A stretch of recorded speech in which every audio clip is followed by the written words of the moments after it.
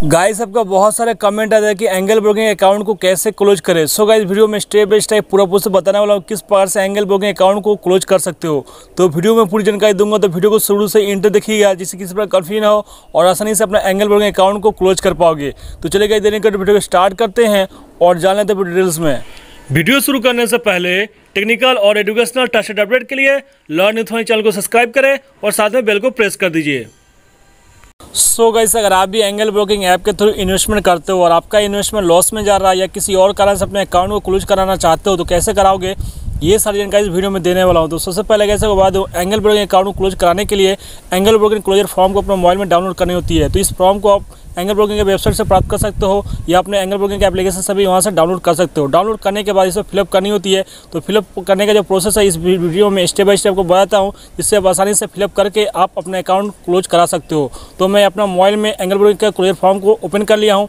Open करके इससे मैं थोड़ा जूम कर लेता हूँ जिससे आपको किसी प्रकार परेशानी ना हो और आप आसानी से स्टेप बाय स्टेप पूरा प्रोसेस जान पाओगे। तो गाइस इस फॉर्म का सबसे पहला जो ऑप्शन है यहाँ पे अकाउंट क्लोजर रिक्वेस्ट फॉर्म, तो उसके नीचे गाइस यहाँ दे दिया गया ट्रेडिंग डीपी और ट्रेडिंग एंड डीपी। तो यहाँ पे अगर अपना ट्रेडिंग अकाउंट को ओनली क्लोज कराना चाहते हो तो ट्रेडिंग के सामने टिक करनी है।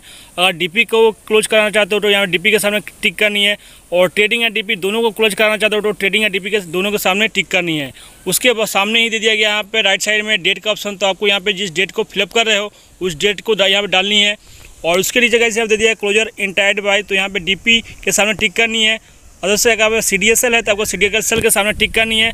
उसके बाद यहाँ पे बीओ का ऑप्शन शो कर रहा था, यहाँ पर बीओ के सामने टिक कर सकते हो। उसके नीचे गाइस यहाँ दे दिया गया डियर सर मैडम, और यहाँ पे दे दिया गया IV the sole holder joint holder guardian in case monitor दे दिया गया है। और उसके नीचे गाइस यहाँ दे दिया गया है अकाउंट होल्डर डिटेल्स। तो यहाँ पे आपको DP ID आपको शो कर रहा है और नीचे में यहाँ पे क्लाइंट ID यहाँ पे डिमांड नंबर मांग रहा है। तो यहाँ पे क्लाइंट ID के सामने अपना डिमांड नंबर यहाँ पे देनी है। और उसके नीचे गाइस यहाँ दे दिया गया है name of the sole holder और name of the second holder और थर्ड होल्डर। तो यहाँ पे फर्स्ट अगर आप सोल्ड होल्डर हो तो आप अपना नाम डालनी है। अगर आपका सेकंड सोल्ड होल्डर है और थर्ड सोल्ड होल्डर है तो उसका भी उनका नाम तीनों का दे देनी है। तीनों देने के बाद यहाँ पे एड्रेस डालने के लिए बोल रहा है परमानेंट एड्रेस, तो यहाँ पे परमानेंट एड्रेस आपको सामने यहाँ दे देनी है। देने के बाद इसके नीचे गाइस यहाँ सिटी का ऑप्शन शो कर रहा है, तो आपको यहाँ पर सिटी आपका डाल देनी है, आपका जो भी सिटी पड़ता है। उसके बाद यहाँ पे दे देनी है स्टेट का ऑप्शन, तो यहाँ पे स्टेट पे आपका जो स्टेट पड़ता है उसको यहाँ पर दे देनी है। और आपका जो पिन नंबर एड्रेस का उस पिन नंबर को यहाँ पर दे देनी है। उसके नीचे यहाँ पे दे दिया गया details of framing security balance in the account. तो यहाँ पे किस रीजन से आप अपना क्लोजिंग अकाउंट कराना चाहते हो तो वो भी आपको दे देनी है। तो जिस रीजन से आप यहाँ पे अकाउंट क्लोज कराना चाहते हो उस रीजन को इसके सामने आपको फिलअप कर देनी है। उसके नीचे कैसे दे दिया गया है बैलेंस रेमिंग इन द अकाउंट, तो इफ़ एनी B2, तो यहाँ पे आपको नो एप्लीकेबल आपको यहाँ दे देनी है, टिक कर देनी है। उसके नीचे कैसे दे दिया गया है DP ID, तो DP ID जो है आपको यहाँ पे सामने फिलअप कर देनी है। और DP ID के सामने यहाँ पे क्लाइंट ID का ऑप्शन शो कर रहा है, तो क्लाइंट ID यहाँ फिलअप कर देनी है। और उसके नीचे यहाँ दे दिया गया है बैलेंस प्रेजेंट इन अकाउंट, तो यहाँ पे आपको ईयर मार्केट में अगर फिलअप करना है तो यहाँ पे ईयर मार्केट में आप टिक कर सकते हो। और प्लगेट, तो यहाँ प्लगेट में टिक कर सकते हो, या लॉगिन तो लॉगिन पे क्लिक कर सकते हो। तो जो ऑप्शन आपका यहाँ पे सुटेबल है उस पर आप यहाँ पे टिक कर सकते हो। उसके नीचे गाइस यहाँ दे दिया गया डिक्लेरेशन, तो in case of account close due to shifting of account, तो इसके ऊपर आपको दे दिया गया है यहाँ पे सिग्नेचर का ऑप्शन। तो यहाँ फर्स्ट सोल्ड होल्डर सिग्नेचर और सेकंड सोल्ड होल्डर सिग्नेचर और थर्ड सोल्ड होल्डर सिग्नेचर का ऑप्शन दे दिया गया है। तो अगर आप एक ही सोल्ड होल्डर हो तो यहाँ पे फर्स्ट वाले में सिग्नेचर करनी है। अगर आपका सेकंड और थर्ड सोल्ड होल्डर है तो यहाँ पे सिग्नेचर करनी है, अदरवाइज यहाँ पे फिलिंग द ब्लैंक्स यहाँ पे छोड़ देनी है, ऐसे खाली छोड़ देनी है। उसके नीचे गाइस यहाँ दे दिया है कि account closure request from trading, तो ये ट्रेडिंग के लिए स्पेशली है। तो यहाँ पे to Angel Broking Private Limited dear sir we the holder the short trading request you the close my our account from the date of the applicables, तो applicable के लिए यहाँ पे दे दिया गया है। और यहाँ पे दे दिया गया है यहाँ पे नेम ऑफ द क्लाइंट, तो यहाँ पे क्लाइंट का नाम पूछ रहा है, तो यहाँ पे क्लाइंट का नाम आपको डाल देनी है।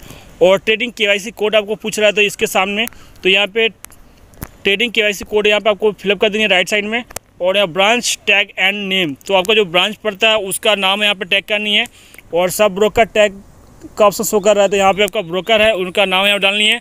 उसके बाद सब ब्रोकर का नाम पूछ रहा है, तो यहाँ सब ब्रोकर का नाम यहाँ पे डाल देनी है। उसके बाद यहाँ पे सेगमेंट फॉर क्लोजर, तो यहाँ पे कौन सा आपका सेंसेक्स पड़ता है, BSE NSE BSE FO NSE FO MCX NCDEX MCD NSX all segment, जो भी आपका सेंसेक्स पड़ता है यहाँ पे आपको सिलेक्ट करनी है और उसके सामने टिक कर देनी है। अब यहाँ पे नीचे पूछ रहा है reason of closing the account, तो यहाँ पे service issue, shifting to competition, उसके बाद यहाँ नो इंटरेस्टेड ट्रेडिंग, या अगर आपको अदर्स है तो इसके अलावा तो आपको अदर्स पर क्लिक करनी है। और यहाँ पे छोटा सा ब्रैकेट दिया हुआ है, तो किस रीजन से आप यहाँ पे अकाउंट क्लोज करना चाहते हो उस रीजन को यहाँ पे ब्रैकेट में डाल देनी है। उसके नीचे यहाँ पे सिग्नेचर ऑफ क्लाइंट का ऑप्शन शो कर रहा है, तो यहाँ पे सिग्नेचर कर देनी है। उसके नीचे यहाँ उसके राइट साइड में यहाँ पे ब्रांच अप्रूवल का ऑप्शन शो कर रहा है, तो आपका ब्रांच अप्रूवल के लिए यहाँ पे छोड़ देनी है।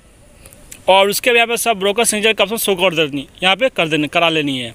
और उसके नीचे यहाँ पे फॉर ऑफिस यूज का ऑप्शन शो कर रहा है, तो यहाँ पे मार्कर चेकर का ऑप्शन शो कर रहा है। और उसके सामने यहाँ पे branch receive stamp, HO receive stamp का ऑप्शन शो कर रहा है। तो इन ऑप्शन में आपको कुछ फिलअप करने की आवश्यकता नहीं है, क्योंकि ये ओनली ऑफिस यूज को लिए है। और उसके नीचे यहाँ पे एक दाग दिया हुआ है, तो यहाँ से आपको टियर करने के लिए बोला जाता है, बट यहाँ आपको टियर नहीं करनी है। और यहाँ पे एक्नॉलेजमेंट रिसिप्ट के नीचे ही यहाँ पे DPID आपसे शो कर रहा है, तो यहाँ पे DPID आपको ऑलरेडी फिलअप किया हुआ है। और यहाँ पे क्लाइंट ID आपको यहाँ फिलअप करनी है। और यहाँ पे ट्रेडिंग KYC कोड डाल देनी है। और आपका फर्स्ट होल्डर है तो फर्स्ट होल्डर यहाँ पर नाम फिलअप कर देनी है। अगर आपका 3 होल्डर है तो तीनों को यहाँ पर नाम फिलअप करनी है। और यहाँ पर रीजन क्लोजिंग का दे देनी है। देने के बाद यहाँ पे डिपॉजिटरी पार्टिसिपेट का सील ऑफ सिग्नेचर का ऑप्शन शो कर रहा है, तो इस पर आपको सिग्नेचर करनी है। और करने के बाद आप आसानी से इसे इस वाले सबसे ऊपर वाले जो एड्रेस है इस पर आपको सेंड कर देनी है। सेंड करने के बाद 7 से 10 डेज के बाद आपका जो अकाउंट है वो क्लोज कर दिया जाएगा और रिसिप्ट के रूप में आपका मिल जाएगा एक रिसिप्ट कि आपका अकाउंट को क्लोज कर दिया गया है। तो इस प्रकार से अपना एंगल ब्रोकिंग अकाउंट को क्लोज करा सकते हो। तो आई होप फ्रेंड्स क्लियर हो गया होगा किस प्रकार से अपना एंगल ब्रोकिंग अकाउंट को क्लोज करा सकते हो। तो गाइस अगर अभी कोई कन्फ्यूजन या क्वेश्चन है कि किस प्रकार से अपना एंगल ब्रोकिंग अकाउंट को क्लोज कराए तो मुझे कमेंट से कमेंट कीजिए। और ऐसे ट्रस्टेड नॉलेज वीडियो के लिए मेरे चैनल सब्सक्राइब कर लीजिए। मिलते हैं नेक्स्ट वीडियो में नेक्स्ट अपडेट के साथ, तब तक के लिए टेक केयर। जय हिंद।